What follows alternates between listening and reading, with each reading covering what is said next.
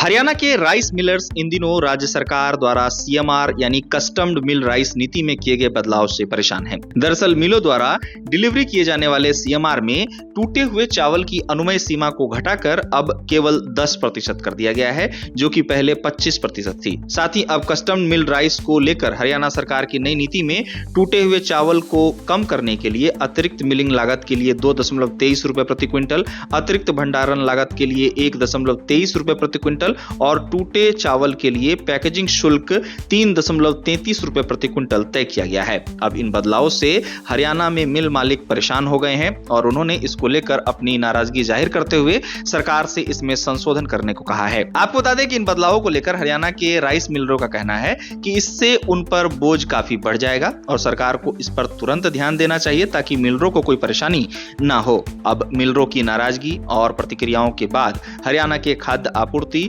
नागरिक एवं उपभोक्ता मामले के मंत्री राजेश नागर ने कहा है कि मिलरों की जो भी मांगे हैं वो 15 दिनों के भीतर पूरी कर दी जाएंगी, लेकिन मिल मालिक अभी भी कस्टम मिल्ड राइस यानी कि सीएमआर नीति के तहत पंजीकरण कराने से हिचक रहे हैं। मंत्री राजेश नागर का कहना है कि नीति में बदलाव को लेकर उनके पास कोई स्पष्टता नहीं है। उन्होंने मिलरों को आश्वासन दिया है कि मुख्यमंत्री ने 15 मार्च के बोनस को 30 जून तक बढ़ा दिया है और वर्ष 2024-25 के लिए जमाखोरी शुल्क माफ कर दिया है। नागर ने कहा कि सरकार चावल मिल मालिकों की समस्याओं का समाधान करेगी और उन्हें अपनी ओर से यह सुनिश्चित करना चाहिए कि किसानों को चालू धान खरीद के दौरान किसी भी कठिनाई का सामना ना करना पड़े। इसके साथ ही उन्होंने कहा कि केंद्र सरकार ने चावल मिल मालिकों को शीघ्र भुगतान और अगले 2 वर्षों के भीतर एफसीआई गोदामों में भंडारण की कमी को दूर करने का भी आश्वासन दिया है। आपको बता दें कि इन सभी मामलों के बीच सबसे मुख्य चर्चा इस बात की है कि आखिर इन आश्वासनों के बावजूद